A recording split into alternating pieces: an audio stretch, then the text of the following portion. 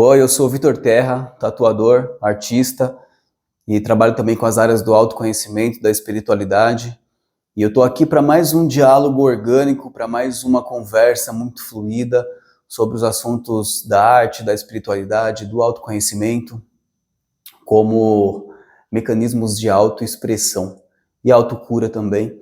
E hoje o que eu quero trazer é a arte aliada à confiança, à determinação, e a arte como um espelho do nosso processo criativo de autolapidação. Então, o que eu quero dizer com isso é que existem muitas semelhanças, eu comecei a perceber muitas semelhanças dentro dos meus estudos com a arte e também com o autoconhecimento, com o estudo da espiritualidade.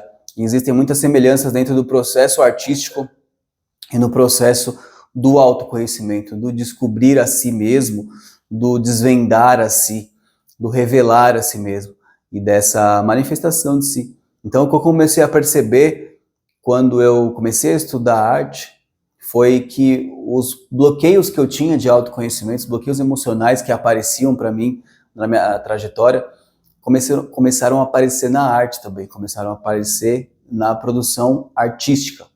Então, eu comecei a traçar esses paralelos e pude perceber que na arte eu começava a criar e logo tinha diversos bloqueios criativos. Então eu começava a desenhar, eu começava a pintar, eu começava a trazer algum tipo de arte ou compor uma música, mas logo me vinha um bloqueio criativo e eu fui investigar de onde que vinha isso. Eu fui investigar de onde que vinham esses bloqueios. Então eu sempre lancei muito mão de escrita criativa, ou seja, de escrever os meus pensamentos, as minhas emoções. Eu sempre gostei de fazer muito isso, porque eu sinto que isso traz um contato muito grande consigo mesmo, com as próprias emoções. Então, através disso, eu fui chegando em algumas dessas raízes desses bloqueios e pude perceber que a energia é livre, a energia criativa é um fluxo livre de energia que corre dentro de mim, que corre dentro de todos os seres, e o bloqueio nada mais é do que realmente um empecilho mesmo, como se tivesse um rio muito fluido, e aí existisse algum tipo de barragem, algum tipo de conjunto de pedras que barrassem esse rio e desviassem esse rio de sua rota, do seu curso natural. Então eu pude perceber que esses bloqueios eles estavam muito ligados à comparação, e é uma comparação muito injusta. Então eu comecei a me comparar com artistas que estavam muito além das minhas capacidades naquele momento. Então eu estava começando ali no desenho, principalmente no desenho, na pintura, na tatuagem, e eu comecei há 3, 6, 9 meses, um ano, e eu comecei a me comparar com artistas que já estavam nessa caminhada há 10, 15, 20 anos. Isso foi um processo natural, e aconteceu esse processo fora do meu controle consciente, fora da minha tentativa de controle consciente, uma tentativa vã de tentar controlar essa situação. E aconteceu e eu me senti frustrado porque pô, eu estava ali totalmente empolgado ali com esse novo ofício, né, da tatuagem ali no momento, ou da pintura também. E aí eu logo fui me tomando por um desânimo, porque eu fui realmente caindo nessa comparação, nessa competitividade. Então eu comecei a entender que, na prática, o que me bloqueava de estar desenhando, de procurar ali aprimorar os trabalhos e sempre sentar ali e estudar e praticar, era realmente esse senso de comparação, esse senso de competição. E aí eu não conseguia fazer mais nada, porque esse bloqueio, eu sinto que todo bloqueio ele vem com medo por trás. Então, no fundo, era um medo de não ser aceito, né? Um medo de ter a minha arte ali rejeitada. Então, eu fui conectando com vários pontos do autoconhecimento, com vários pontos desse conhecimento interno, desse estudo que eu já vinha fazendo há mais tempo, né, através também de mecanismos criativos como a escrita. Então, fui conectando como as duas coisas eram muito parecidas e como uma causa emocional, um bloqueio emocional, gerava uma consequência na prática, ali em algo que eu estava tentando aprender, que eu estava buscando aprender. Então, e por estar com esse emocional em desequilíbrio, com esse emocional numa comparação muito injusta, porque eu também não me comparava com quem eu era no dia anterior, ou até mesmo com alguém que também estava ali, né, no início, começando ali no mesmo ponto que eu, e uma comparação para que eu me inspirasse. Não era isso, eu me comparava mesmo com quem estava além, com quem estava à frente. Então eu comecei a perceber o quanto injusto era esse processo comigo mesmo, e quão estava reproduzindo essa injustiça que racionalmente eu não concordava, conscientemente eu não concordava, mas inconscientemente, e a gente sabe que quando a gente não traz o inconsciente à tona para ele ser resolvido, para ele ser curado, ele realmente controla a nossa vida, ele controla as nossas vivências, porque o inconsciente é o emocional, e o emocional muitas vezes ele está em desequilíbrio, ele está afetado, ele está ferido, e isso vai conduzir a nossa vida sem que a gente realmente tome esse comando de vida, sem que a gente tome essa palavra de ação, porque o emocional é muito forte, muito mais forte do que um pensamento racional, do que um pensamento que diz que eu posso, eu vou, eu consigo. Então muitas vezes essa postura de eu posso, eu vou, eu consigo, essa postura otimista, para mim, não funcionou e trouxe até uma ansiedade maior, trouxe até uma autocobrança maior e um conflito maior, que é a mente tentando ir para um lugar, a razão tentando ir para um lugar e o emocional ainda sem ser visto, sem ser tocado, sem ser realmente curado, revisitado, para ser purificado, para ser limpo mesmo de toda essa carga que havia, né? E essa carga nesse sentido, uma carga de medo, um medo de rejeição, um medo de não aceitação, que gerava ali um bloqueio e que até eu identificava na época, né? E a gente pode identificar como procrastinação. Mas então o que é procrastinação? Porque muito se fala sobre procrastinação até mesmo como se fosse uma preguiça. Mas na verdade, se a gente quer realmente olhar para as coisas com verdade, com sinceridade, a gente tem que conseguir nomear o que é isso de verdade e encontrar quais são as causas, quais são os fatores para que isso esteja acontecendo no hoje, na nossa vida. E a procrastinação nada mais é do que o medo de errar, é o medo de fracassar, é o medo de não ser aceito. Então, já que esse medo é tão forte, é melhor que a gente nem faça. Então a gente fica adiando e muitas vezes adiando aquilo que poderia, de fato, mudar a nossa vida, mudar a nossa realidade. Porque a experiência tem o poder de trazer essa mudança para o inconsciente, e essa mudança do inconsciente é o que vai fazer com que a gente tenha nossas curas internas, as nossas curas emocionais. E esse é um dos motivos que eu acho que a gente está aqui, nessa vida, nessa terra, nessa maneira, né? Então tudo é simbólico, eu sempre trago muito estudo sobre simbologia aqui, e até o fato da Terra ser 70% água é muito simbólico. A água é a emoção, as águas são nossas emoções. Então, e a Terra, o planeta Terra, poderia até ser chamado de planeta água, porque é 70% água, e 70% somos água também em nosso corpo. Já sabemos isso, a ciência já sabe isso, que somos 70% água. Então, e o que a gente tem num plano interno é o emocional, que muitas vezes ele não sai nem 10% desse emocional, porque ele está tão cheio de repressões, está tão cheio de bloqueios ali, que esse emocional, muitas vezes ele vem se expressar só através de compulsões, de vícios, de medos, de bloqueios. Então é uma semi-expressão, não chega a ser uma expressão, nem sei se essa palavra existe, mas não chega a ser uma expressão, é realmente a causa das neuroses, a causa das psicoses, sejam elas pequenas ou maiores.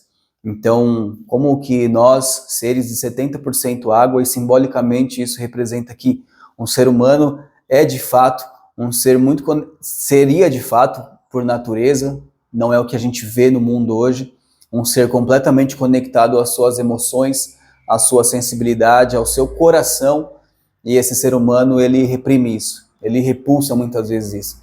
Então, o que a gente vê é, fora tanto quanto dentro, essa repressão emocional, são esses bloqueios que acontecem. Então, eu passei muito por isso, passei por esses bloqueios criativos, passei por esse sentar e querer produzir algo e não conseguir, passei por esses conflitos de me sentir um procrastinador, muitas vezes me sentir um preguiçoso, sem entender e sem nomear que o que eu estava sentindo não era procrastinação, mas era medo, medo de errar, esse medo incutido que a gente tem na cultura, medo de errar, como se a gente fosse excluído da sociedade, como se a gente fosse excluído de qualquer tipo de grupo, das famílias, dos relacionamentos, se a gente errar. Então esse é mais um ponto que eu quero conectar com a arte. A arte, ela é uma sequência de erros. E por que eu falo isso? Para desmistificar o erro, primeiro para desmistificar o erro como sendo pecado, o erro como sendo algo pecaminoso, que hoje a gente consegue entender, ter um grau de lucidez maior para entender o erro como uma parte natural de um processo de caminhar e de uma perspectiva até mais profunda, o erro como ainda assim não existindo, porque se tudo está evoluindo, está sempre se aprimorando no ciclo de vida e morte, então, numa perspectiva filosófica aí, puxando para um outro assunto, eu posso até vir outro dia falar com maior profundidade sobre esses aspectos mais filosóficos, e nessa profundidade talvez o erro nem existiria, o erro pode ser algo até mesmo criado de forma humana, mas vamos chamar esse erro agora e olhar para ele dentro da arte, dentro da gente, para a gente esmiuçar, desmistificar isso e perder esse medo de errar. Porque esse medo de errar é o que causa essa quantidade gigante de bloqueios e de procrastinações e dessa, entre aspas, preguiça, que é esse medo, certo? E o que é esse medo de errar? O que é esse erro? E o que eu descobri nesse caminho da arte sobre o erro? O erro nada mais é do que esse caminho de lapidação na arte, ele é esse caminho de lapidação, ele é esse caminho de tentativa. Então, é muito bom errar nessa produção artística. Por que é bom errar? Seja um traço, seja um projeto, seja algo que fica ali de uma maneira que não foi previamente planejada. Só que esse erro ele vem para mostrar novas possibilidades. Ele vem para mostrar que aquilo que a gente achou que a gente sabia fazer, muitas vezes, a gente precisa se aplicar mais, estudar mais, praticar mais, porque existe um modelo. Todos nós temos um modelo.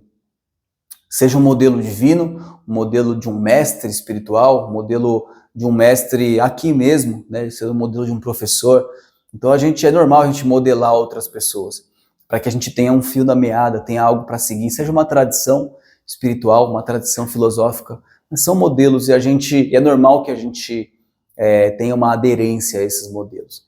Então, dentro disso, a gente vai criando um certo senso de para onde eu devo ir e para onde eu devo me lapidar. Né? Para onde igual aquela brincadeira do mestre mandou, né? Mas quem é esse mestre? O ideal é que ele seja um mestre interior, a consciência, esse Deus interno, esse eu superior, essa fonte da vida. Então, esse mestre mandou, esse mestre sugestiona para que a gente vá para algum lugar. Então, para onde a gente vai? E aí a gente começa a caminhar. E dentro disso, a gente caminha e começa a perceber que alguns caminhos são modelos do que não fazer. Isso seria o erro, vamos dizer assim. E o acerto na arte e na vida, tudo que eu estou falando é para a arte e para a vida, e o acerto é um modelo, é um modo de como fazer realmente funciona. Então o acerto a gente reproduz. E o erro é muito bom porque ele mostra outros caminhos, ele mostra novos caminhos, e ele mostra também que a gente vai errar muito na arte, a gente vai errar para aprender, a gente vai errar na vida também, só que naturalizar esse erro, desmistificar toda aquela contaminação religiosa, aquela contaminação de pecado, vai fazer com que a gente siga o fluxo natural da evolução. Porque essa evolução, se a evolução existe, o que existe é uma sequência inacabável de erros. Então, se a evolução existe, e a gente sabe que a evolução existe, a evolução da matéria, a evolução espiritual, a gente sabe que isso é uma verdade, a gente sente que isso é uma verdade, e nos nossos estudos isso é uma verdade. Então, se a evolução realmente existe uma sequência interminável de erros, só que erros que são reparáveis, erros que são corrigíveis. O que acontece? Quando a nossa vaidade fala mais alto, tanto na vida quanto na arte, quando o nosso orgulho fala mais alto, a nossa autoimportância em excesso fala mais alto, ou seja, o nosso egocentrismo, o nosso ego mesmo em desequilíbrio fala mais alto, a gente não se permite ser corrigido pelo erro, tanto de dentro para fora, sermos corrigidos de dentro para fora pelos nossos erros, que são apenas tentativas na caminhada, maneiras com que a gente faz ou não faz algo e que mostram a gente e que mostra pra gente quais são os caminhos que a gente deve seguir. Só que quando a gente está indo no desequilíbrio do ego, a gente não aceita essa correção, tanto dentro quanto fora. Então a gente briga com a arte, a gente não quer buscar ali novas maneiras, né? A gente olha para o erro e se irrita, fica reativo com aquele erro, com aquelas tentativas. Então a gente fica reativo, mas não faz nada para mudar, para melhorar, para lapidar aquilo. Então isso, o que permite que isso aconteça é esse ego mesmo, esse ego no desequilíbrio. O ego não é ruim, o ego é uma ferramenta evolutiva. O ego é uma ferramenta evolutiva da alma humana, só que a gente sabe que no mundo ele predomina mais em desequilíbrio. E ele estando em desequilíbrio, ele nos impede de errar em paz. E esse erro em paz nada mais é do que se colocar no caminho de uma evolução, que está sempre errando. É só pensar na evolução das espécies, né? Então, e a gente está falando de um plano divino, de criação de vida. Então, dá para dizer realmente que os animais que ainda não conseguiam respirar no ar e que ainda estavam na água, eles estavam errados, eles tinham um erro dentro deles porque eles não conseguiam respirar no ar? Não, ainda era um momento da evolução, era um momento, era um caminho da evolução. Então é uma comparação bem meio escatológica, mas para trazer esse senso mesmo, trazer um pouco desse lúdico também para a gente entender que o erro ele realmente faz parte da evolução. E eu havia falado no começo do vídeo como a arte ela está totalmente aliada, ela pode vir a ser esse mecanismo que amplia a nossa confiança, amplia a nossa determinação e perseverança. E aí eu trouxe isso, e aí eu não sei se vocês conseguiram perceber com essa clareza como eu trouxe isso, mas eu fui mergulhando junto com vocês para trazer os porquês disso, para trazer as causas disso, né? E aí trouxe meus exemplos também pessoais. Então, voltando para o início, como então que a partir daí a gente consegue ter mais perseverança, persistência e determinação, tanto no nosso processo da autolapidação e do autoconhecimento, quanto no processo artístico? Nos permitindo ao erro, olhando o erro com bons olhos, deixando que essa contaminação do pecado, que é algo que realmente não existe de fato, né, é uma indução psicológica através de religiões. Então, entendendo que isso não existe, né, partindo desse nível de lucidez mais elevado, nesse nível de consciência mais elevado, deixando tudo isso ir, né? Então, se esvaziando disso, porque isso está na gente, essa ideia de pecado, de que é errado errar, que o pecado é basicamente isso, é errado errar, e por isso você vai ser punido. Então, muitas vezes a gente também não se permite por isso, pelo medo da punição, que eu falei, é o medo da... E no final é um medo universal, que é um medo da solidão, é um medo de ser rejeitado, é um medo de estar sozinho.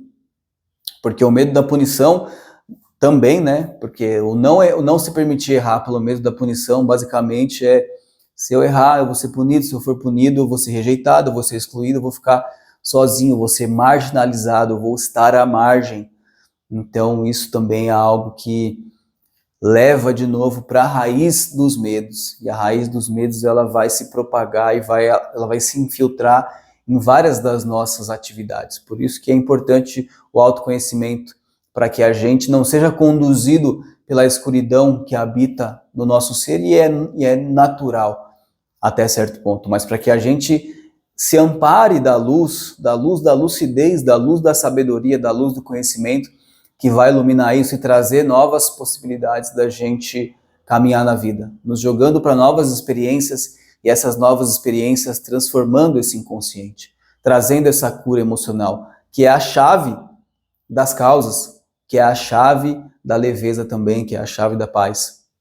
Então, com tudo isso que eu trouxe, fica muito claro como que a arte, observada dessa maneira, como um meio de autoconfiança, como um meio de força e de autoconhecimento para nos levar a uma maior determinação na vida, como a arte é esse espelho A produção artística, a produção criativa é esse espelho do nosso eu, da nossa vida, de como a gente leva a nossa vida. Então, trouxe esses exemplos para ilustrar como que o medo de errar, ele realmente me bloqueou. E como que o medo de errar pode estar bloqueando agora a sua vida em alguma área. Seja bloqueando a sua vida afetiva, bloqueando sua vida profissional, bloqueando a sua vida financeira, bloqueando a sua vida familiar. Então, certamente, se há bloqueio, existe esse medo. Então, dentro da arte, dentro dessa prática artística, a gente consegue descobrir uma maneira de perseverar no erro, perseverar nessas tentativas, lógico, perseverar no erro, mas corrigir, né? Trazer essas correções, trazer sempre as mudanças. Por isso que a mudança é uma verdade, porque se o erro é uma eterna tentativa e é uma eterna lapidação, olhando dessa forma mais leve, então a mudança realmente também é um fator eterno dentro dessa vida. É uma lei, é a lei da impermanência, é a lei da mudança. Então, tudo vai se entremeando, tudo vai se trançando nessa enorme teia da vida. Então, aí fica claro para a gente perceber como que a arte é realmente esse espelho e esse mecanismo de olhar para a vida com mais confiança e com mais auto-permissão. Auto-permissão de errar, de se abrir para as correções, de se abrir para o novo, de se abrir para novas possibilidades, de se abrir para novas experiências e de entender que qualquer tipo de bloqueio também que aconteça fora, no sentido de alguma produção, algum trabalho, algo assim, artístico ou não, é um reflexo desse inconsciente, é um reflexo desse estado emocional que precisa de cura, que precisa de um olhar. E a arte ela é muito boa e muito importante para trazer essa cura. Não é o único meio, não é a única ferramenta, mas é uma ferramenta essencial, fundamental. Então, é isso que eu queria trazer por hoje. Se você gostou, curte, se inscreve aqui que me ajuda a levar essas mensagens para outras pessoas. Se não gostou, traz aqui sua opinião também, traz um pouco da sua percepção, o que você acha sobre o que foi falado aqui, como você sente, como você enxerga tudo isso. Escreve aqui embaixo para a gente comentar, para a gente ter esse diálogo, para a gente ir criando esse espaço aos poucos. Um espaço bem inicial que eu decidi fazer aqui, mais um exemplo. Parei de procrastinar algo que eu estava procrastinando há anos e eu decidi realmente colocar esse projeto. E eu também descobri que essa procrastinação era medo também, né? Era um medo de expor, era um medo de ser criticado, era um medo de ser julgado. Então eu fui trabalhando isso dentro de mim com o auxílio da arte, sempre, em tudo que eu faço na minha vida. Então, deixa aqui o que você achou e como você enxerga esse assunto. E logo, logo eu estou de volta para outras conversas. Eu agradeço muito, gratidão e até uma próxima.